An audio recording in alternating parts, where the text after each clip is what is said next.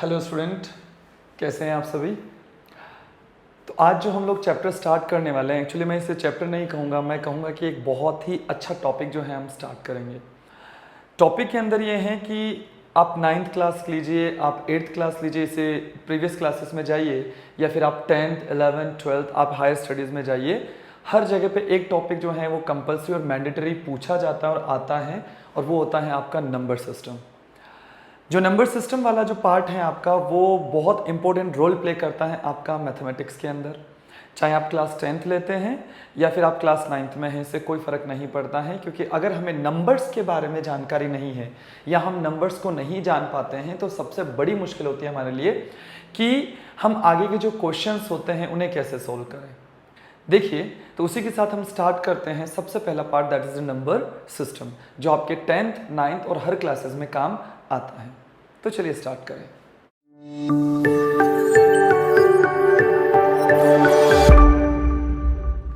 तो स्टूडेंट देखिए, सबसे पहले ये जितने भी नंबर्स होते हैं आपके नंबर सिस्टम, ठीक है। तो दुनिया में जितने भी नंबर्स आप लोगों ने अभी तक पढ़े हैं या फिर आगे पढ़ोगे, इन सभी चीज़ों के अंदर मैं आपसे सिर्फ इतना कहूँगा कि ये जितने भी नंबर्स होते हैं, इन सभी नंबर्स को हम लोग 3 पार्ट में डिवाइड करते हैं, ठीक है।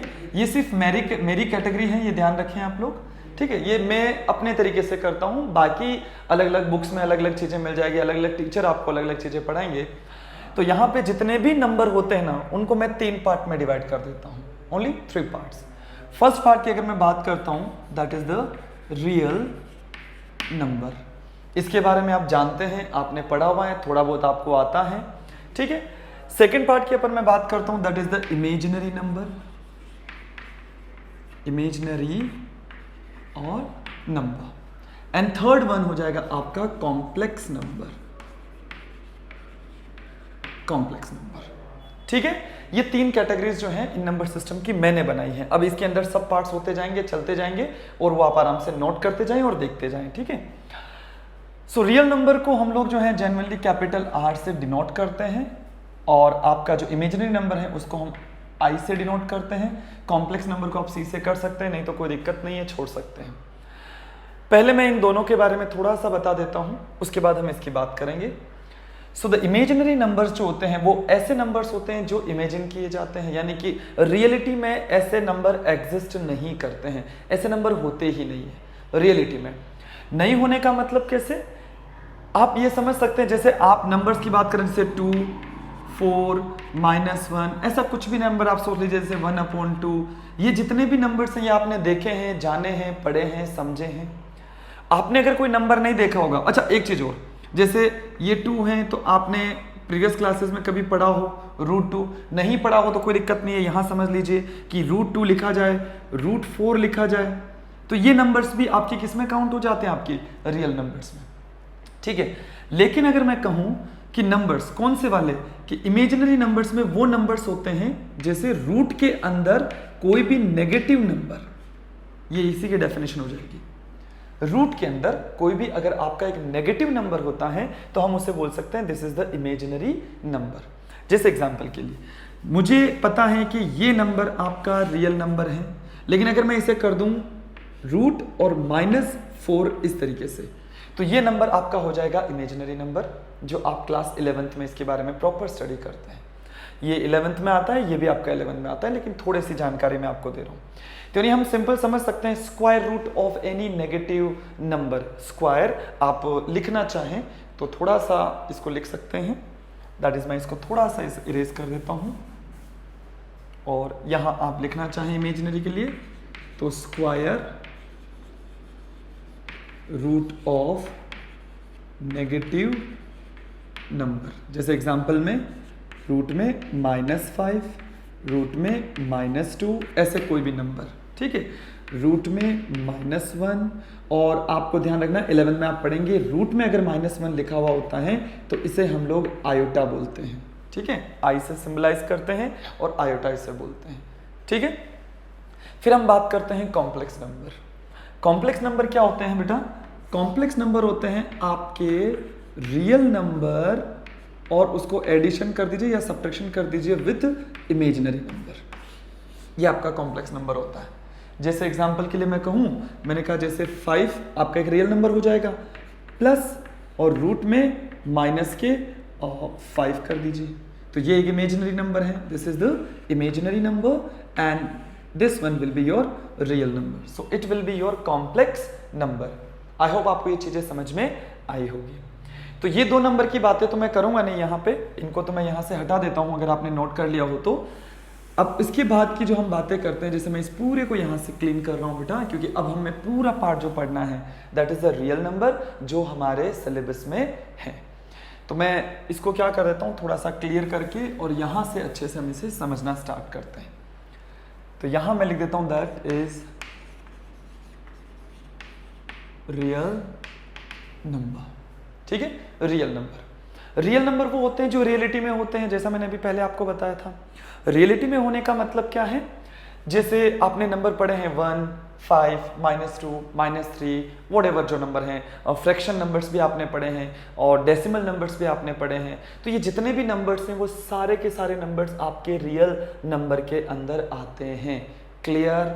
अब देखो रियल नंबर के अंदर, अच्छा यहाँ पहले मैं लिख देता हूँ, ये कैपिटल R से नोट कर सकते हैं।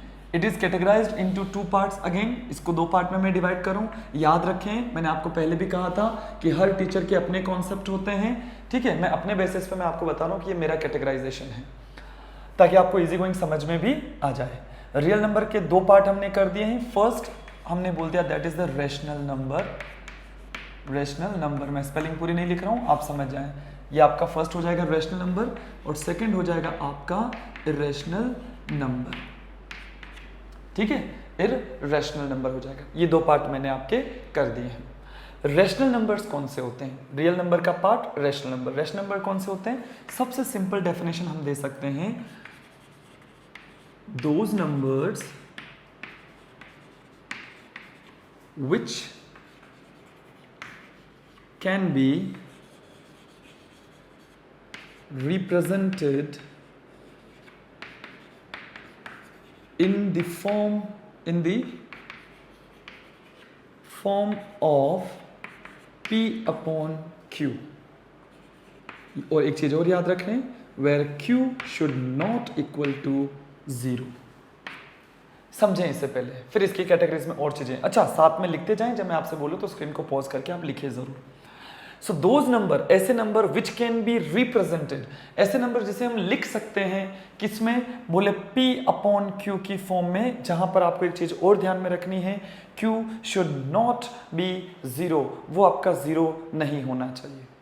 0 होने से क्या फर्क पड़ेगा? अरे भाई सिंपल सा फंडा है, 1 अपॉन 0 क्या हो जाएगा आपका? इन्फिनाइट। कोई भी डिजिट में अगर आप 0 से डिवाइड करते हैं तो वो क्या हो जाएगा आपका? इन्फिनाइट हो जाएगा। क्लियर और नॉट? यानी कि वो नॉट डिफाइंड भी आप उसे बोल सकते हैं, नॉट डिफाइंड। तो ऐसे नंबर जो हैं हम लोग लेते नहीं हैं।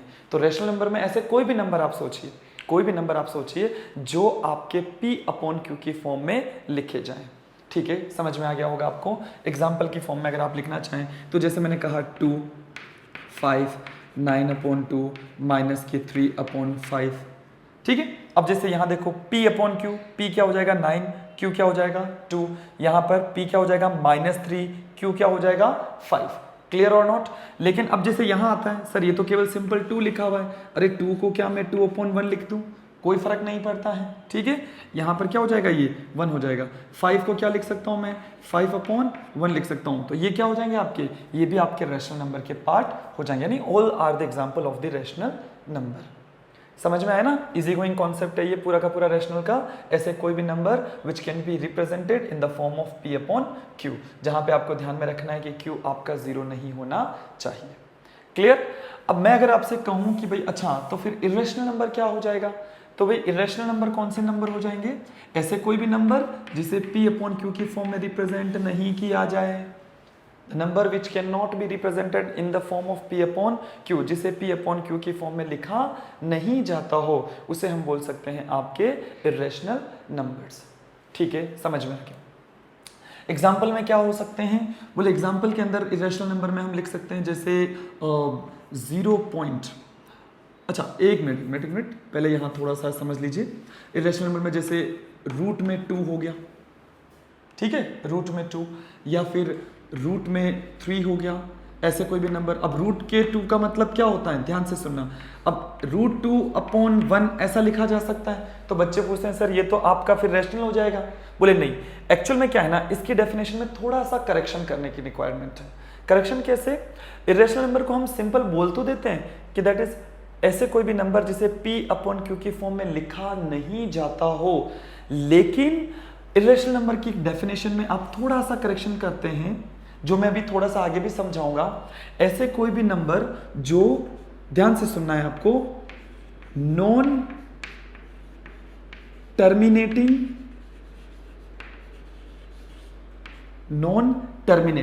ठीक है, बताऊंगा मैं, अभी आपको समझाऊंगा। ऐसे कोई भी नंबर जो नॉन टर्मिनेटिंग हो और नॉन रिपीटिंग हो, ठीक है। ऐसे कोई भी नंबर आप सोचिए जो नॉन टर्मिनेटिंग भी हो और नॉन रिपीटिंग।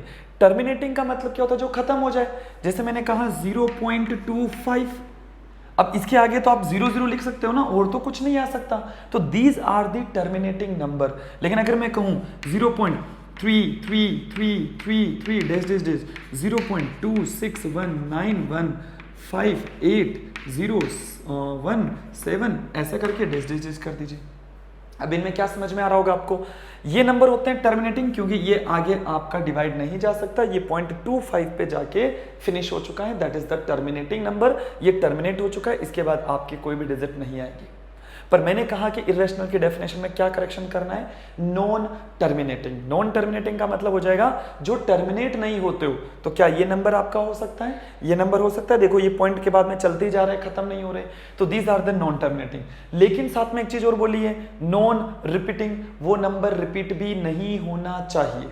जैसे देखो 0.261 9158017 नंबर रिपीट नहीं हो रहे, लेकिन क्लास में पढ़ाते टाइम किसी बच्चे ने पूछा कि सर ये देखो 1 आ रहा है, यहाँ पे 1 आ रहा है, ये 1 आ रहा है, ये रिपीट हो रहा है।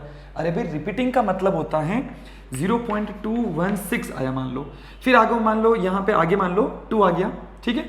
फिर अब यहाँ पे क्या हो जाएगा, जैसे वापस 1 वापस 6 फिर 2 1 6, मतलब 2 के बाद 1 है तो यहाँ पर भी 2 के बाद 1, 1 के बाद 6 है तो 1 के बाद 6, फिर वापस वही 6 के बाद वापस 2 आ गया तो 6 के बाद वापस 2 आ गया। इनको बोलते हैं रिपीटिंग नंबर्स। अब ये 1 आ गया मान लो, इस 1 के बाद में 9 है, तो देखो इस 1 के बाद में क्या है, 9 है क्या, नहीं ना, तो इसका मतलब ये आपके रिपीटिंग नंबर नहीं होते हैं। तो ये जो एग्जांपल है आपका, ये हो जाएगा आपका किसका, इरेशनल नंबर का। समझ में आया। अब इसके नीचे आप भले ही 1 लिखो, उससे फर्क नहीं पड़ता है कि भाई हाँ आपने 1 रख दिया, P/Q हो गया। एक्चुअली P जो है वो इस जो डेफिनेशन वाला जो पार्ट है इसको वो फॉलो करता है कि भाई आपका non terminating non repeating number हो गया ये, तो हम इसको बोल सकते हैं this is the irrational number. ये क्लियरिफाई है। अब जैसे मैं एक चीज इसमें समझाऊं, इसको मैं थोड़ा सा यहाँ क्लियर कर देता हूं। तो यहाँ देखे ध्यान से, अब जैसे √2 है तो √2 की वैल्यू आपने याद करी हो कभी 1.414 समथिंग ऐसे चलता जाएगा, ये रुकेगा ही नहीं, पॉइंट्स के बाद में बहुत सारी डिजिट चलती जाएगी। इसकी अगर अपन बात करते हैं तो 1.73 डेज डेज डेज चलता जाएगा इस तरीके से। तो ये पॉइंट के बाद में वैल्यूज ऐसे चलती जाती हैं, कभी रुकती नहीं, तो हम इन्हें बोलते हैं these are the irrational numbers.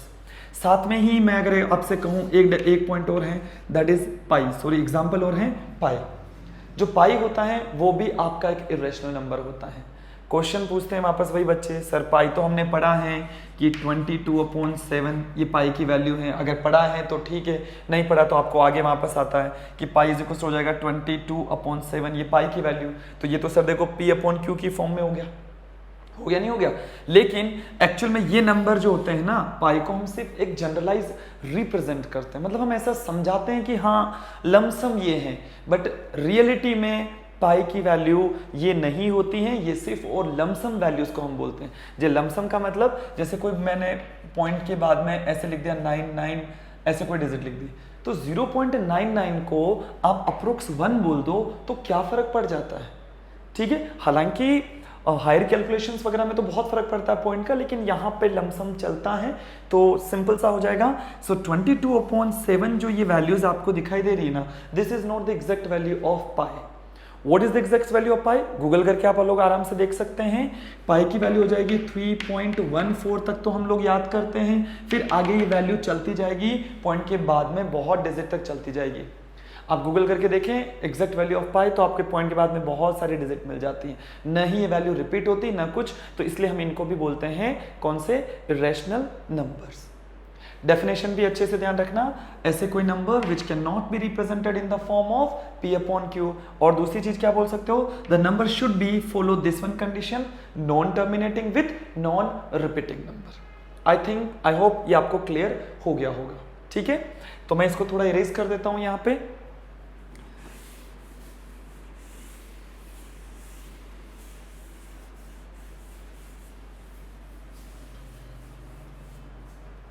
Okay, तो यहां पर इरेशनल के अंदर मैं लिख देता हूं यहां पे थोड़ा सा,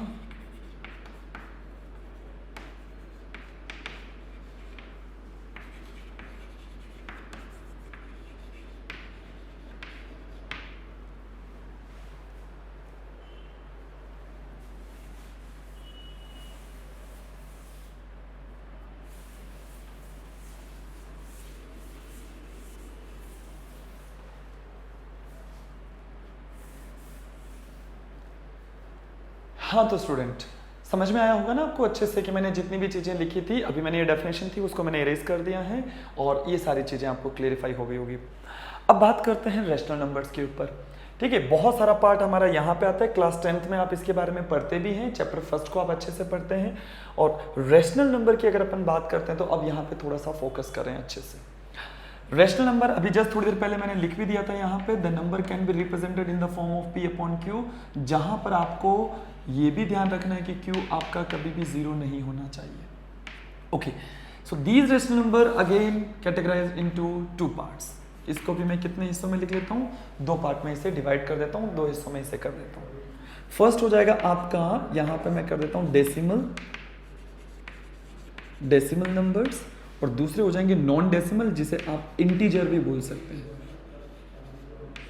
इंटीजर नंबर, ठीक है। फर्स्ट हो जाएगा आपका कौन सा, डेसिमल नंबर, दूसरा हो जाएगा आपका इंटीजर। अब एक एक चीज को अच्छे से समझें, देखते जाएं, आपको ऑटोमेटिकली सारी की सारी चीजें जो हैं वो क्लियर होती जाएगी। चलिए सबसे पहले हम बात करते हैं थोड़ा सा डेसिमल नंबर्स की। पहले इसको समझा रहा हूं, फिर इसकी बात करेंगे। Decimal numbers again categorize into two parts, हम इसे फिर से दो पार्ट में डिवाइड कर सकते हैं, ठीक है। पहला हो जाएगा आपका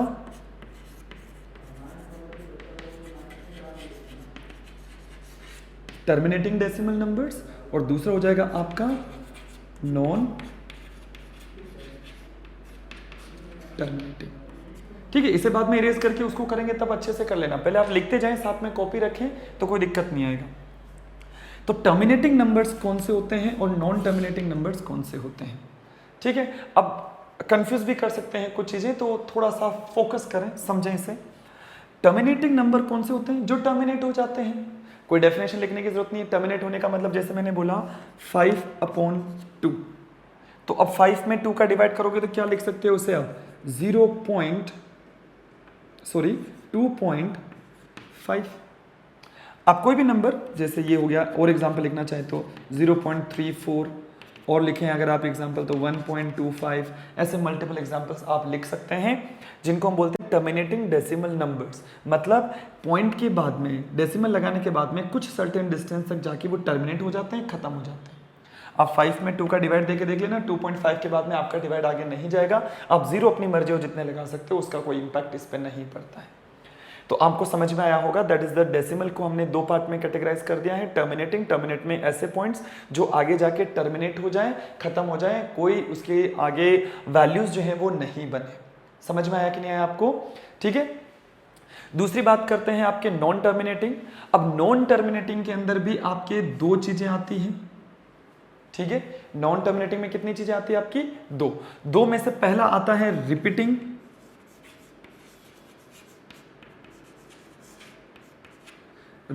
या रिकरिंग भी आप इसे बोल सकते हैं, यानी ऐसी वैल्यूज जो रिपीट होती हो या रिकर होती हो, बार बार वो वैल्यूज आती है। और दूसरा होता है नॉन रिपीटिंग, ठीक है ना। लेकिन मैं ये नहीं बताऊंगा यहाँ पे, क्यों, क्योंकि डेसिमल का यकीनन ये पार्ट है, लेकिन नॉन रिपीटिंग वाली चीजों को हमने यहाँ पर इरेशनल में बता दिया है आपको। तो इसकी बात यहाँ पर, जब बात रैशनल की करते हैं तो इसकी बात यहाँ पर नहीं की जाती है, ठीक है। हालांकि ये पार्ट है इसलिए मैंने लिखा है आपके लिए, लेकिन इसके बाद हमें यहाँ नहीं करनी है, वो इरेशनल में हम लोग पढ़ चुके हैं। अब बात करते हैं रिपीटिंग नंबर्स कौन से होते हैं, तो भाई बता चुका हूं मैं, क्या बोले 0.3333 लिखते जाइए। अब इसको आपने पढ़ा है तो 0.3 पर ऐसे बार भी कर दीजिए, 2.5656 डैश डैश डैश डैश। तो ये सारे के सारे नंबर जो होते हैं वो नॉन टर्मिनेटिंग हैं, मतलब कभी खत्म तो नहीं हो रहा है लेकिन साथ में रिपीटिंग भी है, वो नंबर रिपीट भी होना चाहिए। These numbers are called your non terminating repeating, और विथ डेसिमल के साथ में आप इसे रैशनल नंबर बोल सकते हैं। बट अगर इनमें ही कोई नंबर ऐसा आ जाए जो नॉन टर्मिनेटिंग के साथ में नॉन रिपीटिंग हो जाए तो आप उसे किस में डालते हैं, इरेशनल में डालते हैं। समझ में आया होगा आपको, क्लैरिफाई हुआ होगा। ये सिंपल सी आपकी कैटेगराइजेशन है, छोटी छोटी चीजें आपको याद होनी चाहिए जिससे आपके 10th के और ये सारी चीजें आप अच्छे से समझ सकते हैं। ठीक है, अब मैं इसे थोड़ा सा इरेज कर देता हूं यहां पे।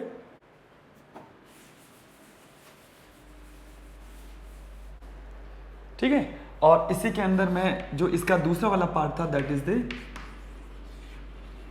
इंटीजर, इसकी बात करते हैं हम लोग। ठीक है, पहला वाला पढ़ चुके हैं, आप उतारते जाइए साथ में, कोई दिक्कत नहीं है। अब इंटीजर्स में इसे आप 3 पार्ट में डिवाइड करते हैं। ठीक है, first is positive integer, positive integer. Second one जो आपका हो जाएगा वो हो जाएगा सिंपल 0, एंड थर्ड हो जाएगा आपका नेगेटिव इंटीजर। ये 3 पार्ट में आप इन इंटीजर्स को डिवाइड कर सकते हैं। ठीक है,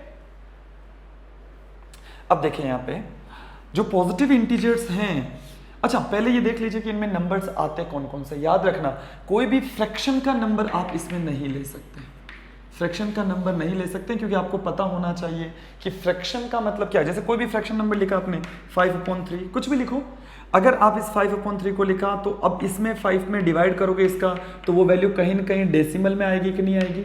समझ में आया कि नहीं आया। तो यानी ऐसा कोई भी नंबर जो है वो फ्रैक्शन में नहीं होना चाहिए जब आप इंटीजर की बात करते हैं। तो ये तो कोई बात हुई नहीं, इसकी तो हम इसको यहाँ पे फिनिश कर सकते हैं। सो इंटीजर्स के अंदर आपके नंबर जितने भी पॉजिटिव इंटीजर मतलब जैसे 1 2 3 4 5 डैश डैश डैश, ये जितने भी नंबर हैं वो सारे आपके पॉजिटिव इंटीजर के अंदर आते हैं। 0 में सिंपल आपका 0 आ जाएगा, और नेगेटिव में आपके आते हैं -1 -2 -3 -4 डैश डैश डैश।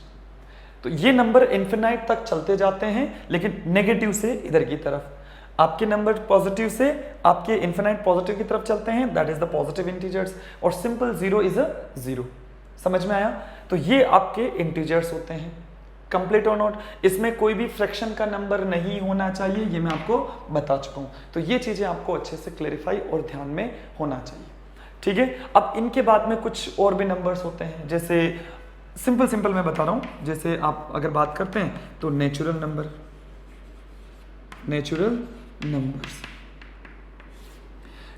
सिंपल आप बोल सकते हैं, इन्हें काउंटिंग नंबर्स भी बोल सकते हैं, काउंटिंग नंबर्स। जैसे आप काउंटिंग करते ना बचपन में, आप जब थे तो आपके टीचर्स ने आपको सिखाया भी था, जैसे लाइक 1 2 3 4 5, ये जितने भी नंबर्स होते हैं, क्योंकि आप बचपन में काउंटिंग स्टार्ट ही यहाँ से करते हैं। So these numbers are your counting numbers, और इसे हम जनरली आपका नेचुरल नंबर्स भी बोल सकते हैं। ये इसे कैपिटल N से डिनोट भी करते हैं, और आप लिख सकते हैं जैसे 1 2 3 4 डैश डैश डैश। आया नहीं आया समझ में। अच्छा एक चीज और, ऐसा भी मैं बोल सकता हूँ कि all positive integers are the natural numbers. जितने भी पॉजिटिव इंटीजर्स होते हैं वो सारे के सारे आपके नेचुरल नंबर्स भी होते हैं, या हम ऐसा बोल सकते हैं all natural numbers are your positive integers. Clarify और नॉट। इसके बाद एक नंबर और होता है, that is the whole numbers. Whole numbers इसमें क्या होते हैं, 0 1 2 3 4 dash dash dash. These numbers are starts from the 0। ये नंबर जो हैं वो आपके 0 से स्टार्ट होते हैं। ठीक है ना, 0 आ जाएगा, उसके अलावा बाकी सारे वो सारे के सारे जो नेचुरल नंबर्स हैं वो सारे के सारे। तो यानी कि मैं बोल सकता हूं whole numbers are those numbers in which 0 included with the natural numbers. जिसमें ऐसे नंबर जिसमें नेचुरल नंबर तो हो, साथ में 0 को भी इंक्लूड कर दिया जाए, तो हम उससे बोल सकते हैं that is the whole numbers. Clarify और नॉट? तो यानी जितने भी नेचुरल नंबर्स हैं वो सारे होल नंबर्स होते हैं, लेकिन क्या सभी होल नंबर्स नेचुरल नंबर होते हैं? तो बोले नहीं, होल नंबर्स नेचुरल नंबर नहीं होते हैं, लेकिन नेचुरल नंबर्स को आप होल नंबर्स बोल सकते हैं। ठीक है, नहीं समझ में आया होगा आपको? और क्या क्या नंबर्स हो सकते हैं आपके? बोले इनके अलावा आपके जैसे एक इवन नंबर्स हो सकते हैं।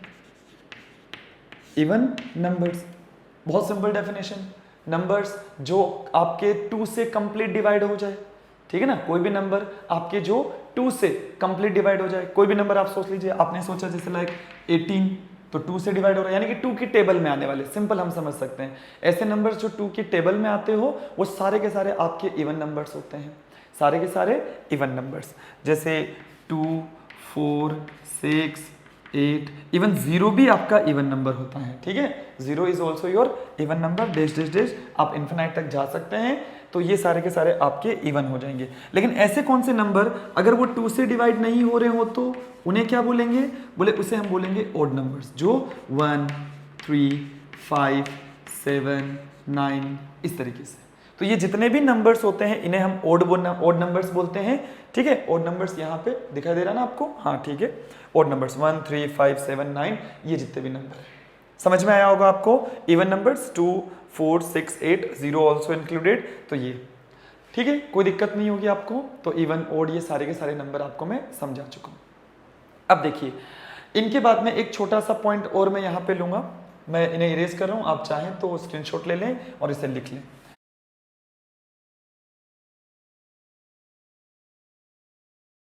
ओके, तो अब स्टार्ट करते हैं प्राइम नंबर। थोड़ा सा टेक्निकल एरर की वजह से वो वहाँ पर रिकॉर्ड नहीं हो पाया, तो मैं यहाँ से थोड़ा बना के आपके लिए ऐड कर रहा हूँ, तो आप थोड़ा सा ध्यान से देखें। So what are the prime numbers? Prime number होते क्या हैं? लेकिन उससे पहले ये जान लो कि प्राइम नंबर के बारे में आपको नॉलेज होना ज़रूरी है, क्योंकि आगे जब आप चैप्टर पढ़ते हैं, जैसे प्रोबेबिलिटी हो गया आपका, ठीक है, आगे और भी बहुत सारे नंबर सिस्टम में प्राइम नंबर से रिलेवेंट क्वेश्चंस होते हैं। तो इसलिए मैं आपसे चाहूँगा कि आप थोड़ा यहाँ फोकस करें और इसे अच्छे से समझें। क्लियर और नॉट? तो चलिए जानते हैं प्राइम नंबर क्या होता है। इससे पहले आप लोगों ने जो पढ़ा था वो ये था कि जैसे कोई भी नंबर आपके सामने लिखा जाए, मैंने कहा जैसे 2 लिख दिया, 3 लिख दिया, 4 लिख दिया, जो भी, तो कोई भी नंबर अगर आपके सामने लिखा जाए तो उन नंबर्स के अगर हम यहाँ पे बोलते थे कि अगर वो जो नंबर थे ना वो या तो वो खुद से डिवाइड हो जाए या वो 1 से डिवाइड हो जाए। समझ में आया? क्या बोलते थे प्राइम के अंदर? जैसे मैंने कहा 2, तो या तो ये सर 1 से डिवाइड हो जाए या ये इटसेल्फ यानी खुद से डिवाइड हो जाए, यानी कि any number which is divisible by 1 and itself. यहां लिख देता हूं मैं, any number which is divisible by 1 and itself. ऐसे कोई भी नंबर जो एक तो 1 से डिवाइड हो जाए और एक आपका खुद से डिवाइड हो जाए। जैसे एग्जांपल के लिए मैंने बोल दिया 2, 3, 5, 9 कुछ भी। अब देखो क्या ये 1 से डिवाइड है? बिल्कुल है। ये 2 से भी डिवाइड है, ये भी आपका 1 से और ये 2 से डिवाइड है, सॉरी 3 से डिवाइड है। ये आपका 1 से और ये 5 से डिवाइड है। ये आपका 1 से डिवाइड है, 3 से डिवाइड है और 9 से डिवाइड है। तो अब मैं आपसे कहूँ कि बताइए इसमें से प्राइम कौन कौन से हैं? तो आप बोलोगे सर ये नंबर प्राइम हुआ क्योंकि ये 2 ही चीज़ों से डिवाइड हैं। 3 प्राइम हो जाएगा, 5 प्राइम हो जाएगा, 9 इज नॉट ए प्राइम। 9 आपका प्राइम नंबर नहीं होता है। क्यों? क्योंकि ये 1 और 9 के अलावा 3 से भी डिवाइड है। और मैंने क्या कहा आपसे, या तो 1 से हो या इटसेल्फ खुद से हो। क्लियर और नॉट? समझ में आया आपको? लेकिन यहाँ एक प्रॉब्लम आती है। प्रॉब्लम क्या है कि ज़्यादातर बच्चे मुझसे पूछते हैं कि भाई सर 1 क्या हुआ, फिर 1 इज़ ए प्राइम और नॉट? तो वो बोलते हैं कि सर हमने तो पढ़ा है, हमारे टीचर ने बताया कि 1 प्राइम नंबर नहीं होता है। बिल्कुल सही है, 1 प्राइम नहीं होता है, लेकिन क्या ये डेफिनेशन उसके लिए वैलिड है क्या? देखो मैंने कहा कि एक तो वो 1 से डिवाइड होना चाहिए, एक वो इटसेल्फ यानी खुद से डिवाइड होना चाहिए। पर ये बातें तो दोनों एक ही हो गई ना। कुल मिला के मैं ऐसे ही तो बोल रहा हूँ कि 1 केवल 1 से ही डिवाइड है। समझ में आया नहीं है? 1 केवल 1 से ही डिवाइड है। तो अब यहाँ पर ये 1 जो है वो प्राइम होगा या नहीं होगा? तो यहाँ हम बोलते हैं 1 जो है वो प्राइम नंबर नहीं होता है। क्यों? क्योंकि यहाँ बोलने में आप बोल सकते हो इसे कि ये 1 से और खुद से डिवाइडेड है, लेकिन ये नंबर एक ही है। इस वजह से यहाँ पर जो डेफिनेशन आप लिखते हो ना कि जो 1 से डिवाइड हो या वो इटसेल्फ से डिवाइड हो, वो एक्चुअल में कहीं ना कहीं थोड़ी सी एरर शो कर। यहाँ पर अगर आपको एग्जैक्ट डेफिनेशन अगर आपको देनी है तो ध्यान रखना कि any number with exact 2 factors, उसको हम लोग प्राइम नंबर बोलते हैं। ये ध्यान रखना, एनी नंबर, कोई भी नंबर जिसके एग्जैक्टली कितने फैक्टर्स हो, 2 फैक्टर हो, और 1 के कभी भी 2 फैक्टर नहीं होते हैं, इसलिए 1 is not a prime number, 1 is a pseudo prime number. 1 आगे जाके आप पढ़ोगे जैसे कंपोजिट नंबर, तो वहाँ हम बोलते हैं कि 1 ना तो आपका प्राइम होता है ना कंपोजिट होता है, 1 आपका एक सूडो प्राइम नंबर होता है। ठीक है, और आपसे पूछा जाए कि 1 प्राइम क्यों नहीं होता है, तो उसका आंसर आप इस तरीके से दे सकते हैं, क्योंकि 1 के एग्जैक्ट 2 फैक्टर्स नहीं होते हैं। ये डेफिनेशन 1 के लिए वैलिड नहीं होती, क्योंकि अगर इस डेफिनेशन के अकॉर्डिंग तो 1 के केवल आप देखोगे तो अब बोलने में तो बोल दिया हमने कि 1 और 1 है, लेकिन बात तो यहाँ पर एक ही की जा रही है। क्लियर और नोट? तो ये आपको ध्यान में रखना कि 1 जो है वो आपका प्राइम नंबर नहीं होता है। साथ में मैं कुछ पॉइंट आपके लिए और लिख लेता हूँ। क्या? पहला पॉइंट आपको याद रखना है, नोट डाल के आप चाहें तो लिख सकते हैं। पहला, स्मॉलेस्ट प्राइम, सबसे छोटा जो प्राइम नंबर होता है वो आपका होता है बेटा 2, और ये याद रखना 2 सबसे छोटा प्राइम के साथ में smallest and only even prime.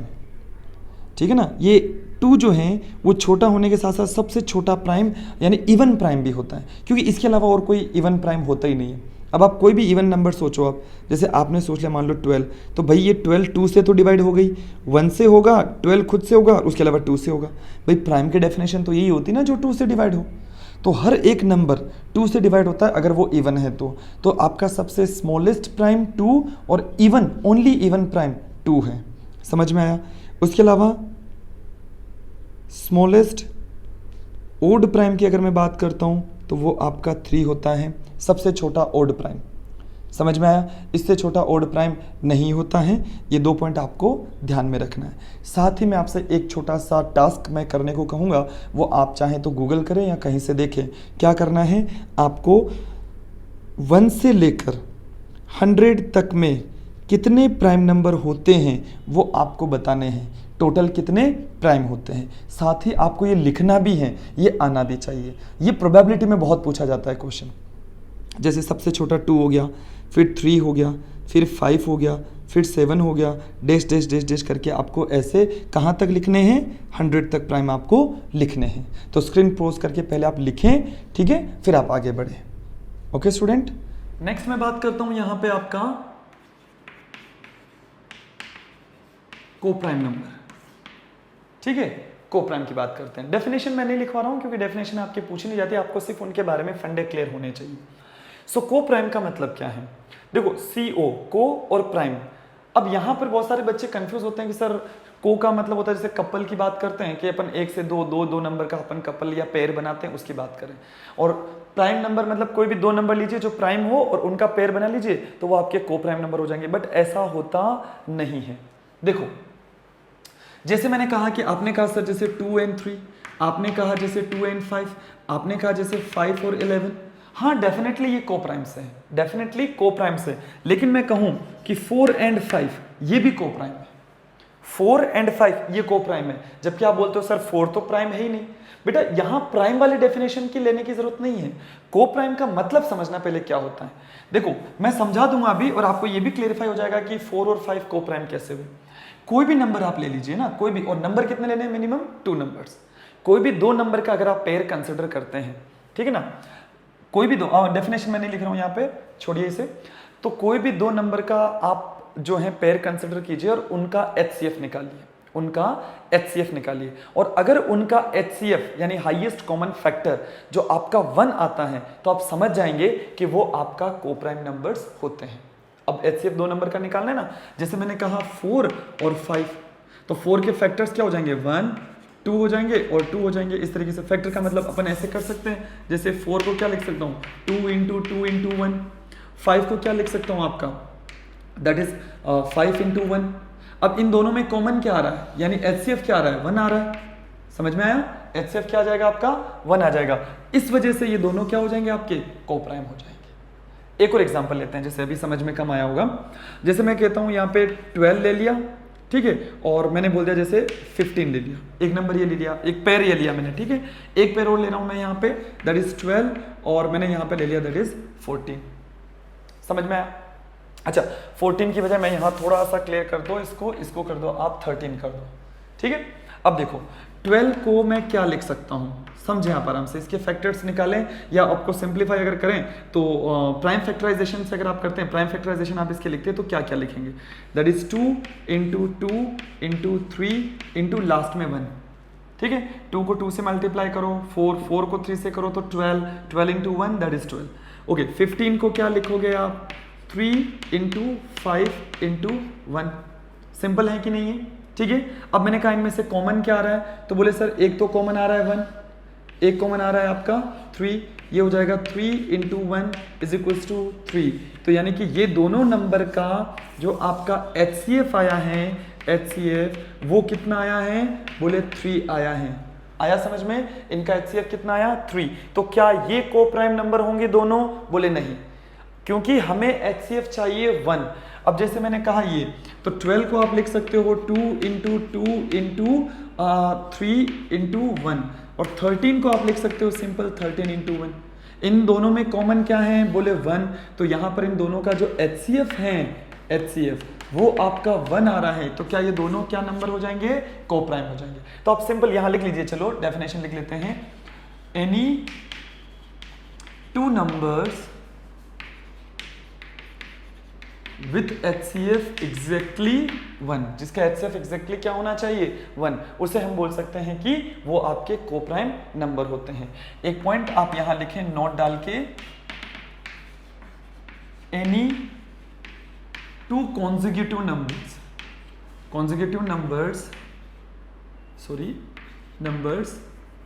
Are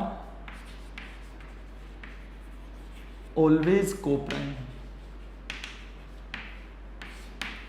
कोई भी दो कॉन्जिक्यूटिव नंबर्स आप लीजिए, कॉन्जिक्यूटिव मतलब समझ में आता ना, जैसे एक के बाद एक, जैसे 1 लिया तो 2 हो जाएगा उसका कॉन्जिक्यूटिव, अगला नंबर ले लीजिए, आप पीछे भी ले सकते हैं बट हम जनरली आगे की बात करते हैं।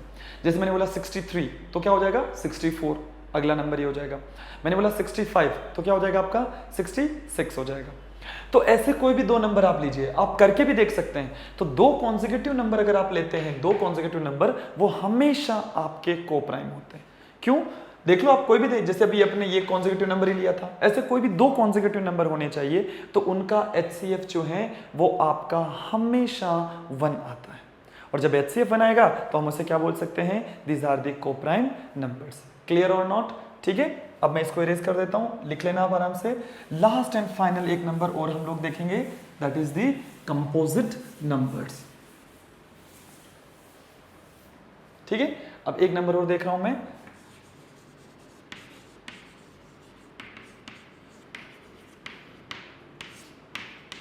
Composite number. प्राइम फैक्टराइजेशन अगर आप लोग करते हैं किसी नंबर का जो कि जनरली आपको आता है, जैसे प्राइम नंबर में आपने देखा था, तो प्राइम नंबर में आप लोगों ने देखा था कि जिसके फैक्टर्स कितने निकलने चाहिए, एग्जैक्टली 2। प्राइम फैक्टराइजेशन किया ना किसी भी नंबर का, तो उसके एग्जैक्टली 2 ही फैक्टर थे, एक तो वो नंबर खुद था और एक 1 था। लेकिन कंपोजिट नंबर का जब आप प्राइम फैक्टराइजेशन करते हैं तो उसके मिनिमम 3 फैक्टर्स होने चाहिए, क्योंकि मिनिमम देखो 1 आपका ना तो कंपोजिट होता है और नहीं आपका प्राइम होता है, इसलिए मैंने आपको नाम दिया था इसका सूडो प्राइम, बोला था ना आपको कि सूडो प्राइम इसे बोलते हैं। 2 जिसके एग्जैक्टली 2 फैक्टर होते हैं 1 and 2। 3 की बात करता हूं तो एग्जैक्टली 2 फैक्टर हो जाएंगे 1 and 3। और जब मैं बात करता हूं 4 की, तो 4 में हो जाएगा एक तो 1, एक हो जाएगा 2 और एक हो जाएगा 4 इटसेल्फ। समझ में आया। तो मैं बोल सकता हूं कि यहां पर ये जो 4 हैं इसके 3 फैक्टर्स हैं। सो ऐसा कोई भी नंबर जिसके मिनिमम 3 फैक्टर्स होते हैं, 3 फैक्टर होते हैं, उसे हम बोलेंगे that is the composite number.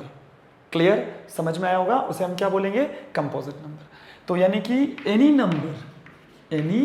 Number with at least 3 factors, जिसकी मिनिमम 3 फैक्टर्स होने चाहिए। तो अब इस हिसाब से अगर आपसे मैं पूछूं, बताइए स्मॉलेस्ट कंपोजिट नंबर कौन सा है? बिल्कुल सही, पता हो गया होगा आपको, 4 स्मॉलेस्ट कंपोजिट। मैं इसको थोड़ा सा यहाँ से इरेज कर देता हूँ, कुछ चीज़ें मैं यहाँ लिखूंगा, तो यहाँ पे आपको ध्यान में रखना है, नोट डाल के भी आप इसे लिख सकते हैं। स्मॉलेस्ट कंपोजिट नंबर कौन सा हो जाएगा आपका? 4, सबसे छोटा। साथ में ये 4 जो है वो आपका स्मॉलेस्ट इवन कंपोजिट भी है। स्मॉलेस्ट इवन कंपोजिट नंबर भी आपका कौन सा हो जाएगा? 4 हो जाएगा। एक आपसे पूछते हैं स्मॉलेस्ट ओड कंपोजिट नंबर कौन सा हो जाएगा? Smallest odd. अब देखो ओड निकालना है ना, तो जैसे मैं कहूं 5, तो 5 तो वैसे भी प्राइम होता है। चलिए बात करते हैं 6 की, तो 6 कंपोजिट हैं, लेकिन 6 आपका इवन नंबर है। मैंने पूछा है ओड चाहिए, 7 नहीं होगा, 8 नहीं होगा, 9। समझ में आया? 9 आपका स्मॉलेस्ट ओड कंपोजिट नंबर होता है। क्लियर और नॉट? ये इसलिए जानने जरूरी है बच्चे, क्योंकि जब हम आगे क्वेश्चंस करते हैं, जैसे 10th में आगे के जो नंबर ऑफ क्वेश्चंस करेंगे इस चैप्टर फर्स्ट के अंदर रियल नंबर में, तो वहां सबसे बड़ी प्रॉब्लम हमारे साथ जो जनरेट होती है वो होती है कि हमें क्वेश्चन वो सीधा सीधा नहीं पूछता है कि आपको HCF फाइंड करना है। आपसे वो क्वेश्चन बोर्ड में भी पूछा गया है, वो क्वेश्चन इस तरीके से पूछता है कि आपको क्या करना है, आपको स्मॉलेस्ट इवन प्राइम नंबर लीजिए, स्मॉलेस्ट इवन प्राइम नंबर और स्मॉलेस्ट ओड कंपोजिट नंबर, और उन दोनों के बीच में HCF फाइंड कीजिए। समझ में आया?